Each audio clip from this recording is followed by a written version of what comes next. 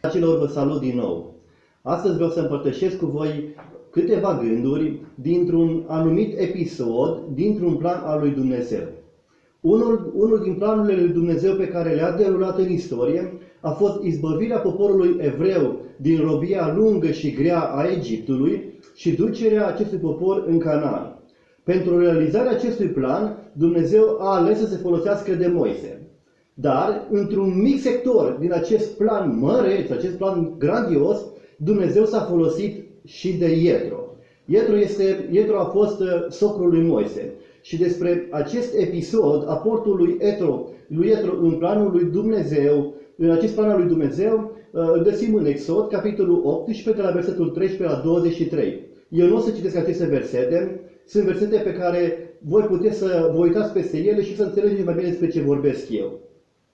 Aportul lui Ietro în acest plan măreț, acest plan dificil, acest plan complex, a fost unul de durată foarte scurtă și cumva ciudat, dar care a avut un impact foarte mare în desfășurarea planului lui Dumnezeu. Și anume, aportul lui Ietro în acest plan măreț al lui Dumnezeu a fost să-l corecteze pe Moise în slujirea pe care Dumnezeu i-a încredințat-o. Interesant aport. Aportul lui Ietro în acest plan măreț al lui Dumnezeu de izbăvirea a evreilor din Egipt și ducerea lor în Canaan a fost ca Ietro să corecteze pe Moise. Cum l-a corectat Ietro pe Moise? Vom vedea cum l-a corectat Ietro pe Moise, pentru ca la final să înțelegem cum putem fi un Ietro în planul măreț al lui Dumnezeu. În primul rând, Ietro l-a abordat pe Moise pentru a înțelege de la el de ce procedează într-un mod pe care el, Ietro, îl consideră greșit. Ietro a observat că e greșit felul cum procedează Moise într-un anumit context, dar nu și-a dat el propria părere să spună, ei, Moise procedează așa pentru că, să inventeze el de ce procedează Moise așa. Ci l-a abordat pe Moise pentru a afla de la el motivul pentru care procedează în felul acesta. Deci primul lucru de care ținem cont este că Ietro, când a observat cum procedează Moise, a știut că procedează greșit, nu a forit el în mintea lui motive pentru care Moise procedează așa, ci l-a abordat pe Moise să afle exact de la Moise de ce procedează așa. Al doilea lucru, Ietro l-a abordat pe Moise pentru a-l conștientiza că procedează greșit față de popor, nu a abordat poporul pentru a-l informa de greșeala lui Moise. Foarte important. Ietro, când Ietro a văzut că poporul este afectat de felul cum procedează Moise, nu a dat prilej poporului să prindă dispreț față de Moise, spunându-i că Moise nu procedează corect. Ci Ietro l-a abordat pe Moise, pentru că Ietro dorea corectarea lui Moise, nu încingerea spiritelor în popor. Deci, al doilea lucru foarte important este că Ietro, când a văzut că Moise procedează într-un mod greșit și felul cum procedează Moise este afectat poporul, Ietro nu a mers la popor să spună că Moise procedează greșit față de el, ci Ietro a mers la Moise să-l abordeze. Al treilea lucru, Ietro i-a explicat lui Moise de ce nu este bine cum procedează. Nu doar i-a spus nu este bine cum procedezi tu, ci i-a explicat de ce nu este bine, pentru ca și Moise să înțeleagă de ce nu este bine. E foarte important.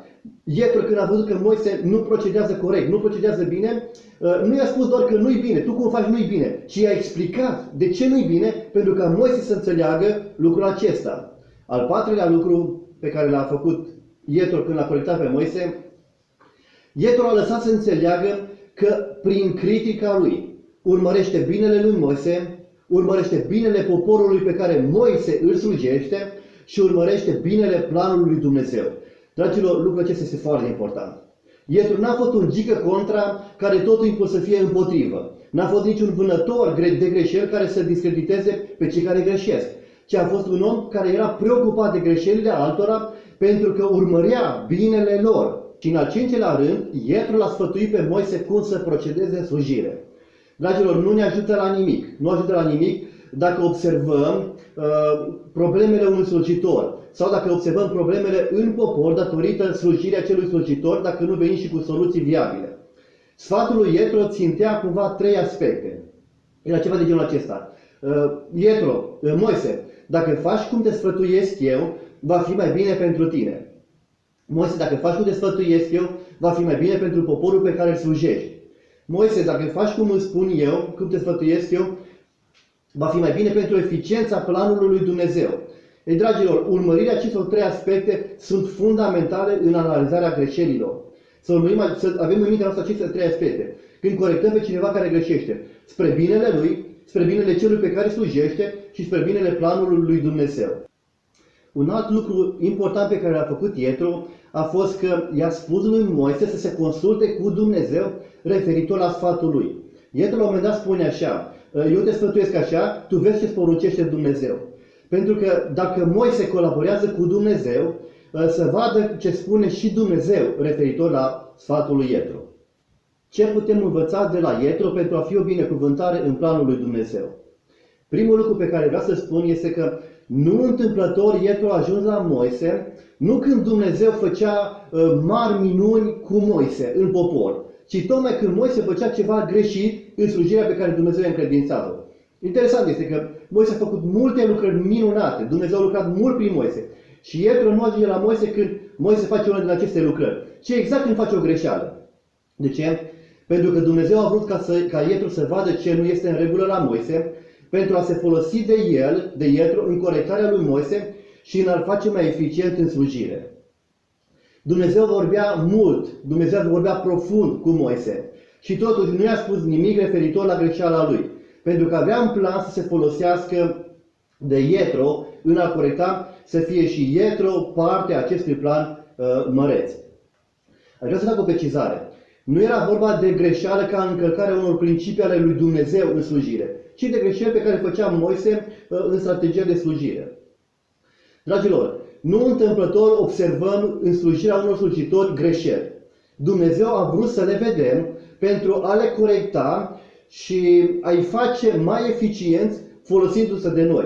Dumnezeu a creat contextul ca noi să vedem anumite greșeli ale unui slujitori, pentru ca El, Dumnezeu, să-i corecteze, să-i facă mai eficienți folosindu-se de noi.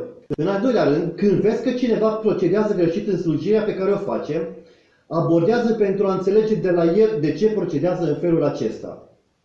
Nu-ți construi în minte motivele pentru care el procedează așa cum procedează, ci este foarte important să înțelegi de la el de ce procedează în felul acesta. Abordează-l și întreabă-l să afli de la el de ce procedează așa, nu încerca să-ți imaginezi tu cam de ce ar proceda. În al treilea rând, când un slujitor greșește, abordează-l discret.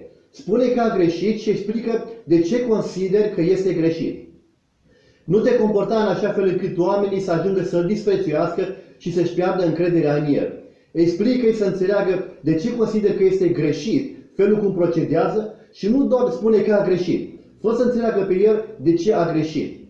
Și în al patrulea rând, prin felul cum abordezi pe cei care greșesc în slujire, lasă să înțeleagă că tu urmărești binele lor. Prin felul cum tu îi abordezi pe cei care greșesc, lasă să înțeleagă că tu urmărești binele celor pe care ei îi slujesc și binele planului lui Dumnezeu. Dragilor, aceste trei aspecte trebuie să stea în spatele motivației abordării oricărei greșeli ale slujitorilor. Când corectăm pe cineva, când vedem o greșeală la un slujitor, trebuie să avem în mintea noastră felul de abordare să fie în așa fel încât să fie pentru binele lui, pentru binele celor pe care slujește și pentru binele planului lui Dumnezeu. Și în al cincelea rând, motivează să stea de vorbă cu Dumnezeu referitor la ceea ce spui tu. Dă-le să fac ceea ce să facă, dar în același timp motivează să stea și ei de vorbă cu Dumnezeu, pentru ca să nu aibă impresia că doar este părerea ta aceasta, ci să stea sincer de vorbă cu Dumnezeu referitor la ceea ce spui tu. Și vreau să închei spunând următorul lucru. Sunt mulți Absaloni în biserici, sunt mulți Absaloni în biserici. Oameni care inventează greșeli la slujitori sau care vânează greșelile slujitorilor pentru a-i discredita și pentru a primi ei aprecierile oamenilor. Sunt mulți oameni cu spiritul acesta lui Absalon, care inventează tot felul de greșeli la slujitori și le arată altora sau vânează greșelile slujitorilor pentru a-i discredita pe slujitori și în felul acesta să fie ei apreciați că sunt cineva. De aceea, fii un Ietro în biserica ta.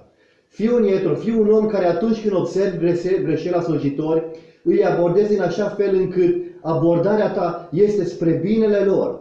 Abordarea ta este spre binele celor pe care ei îi slujesc. Și abordarea ta este spre binele planului lui Dumnezeu. Fii un Ietro în planul lui Dumnezeu.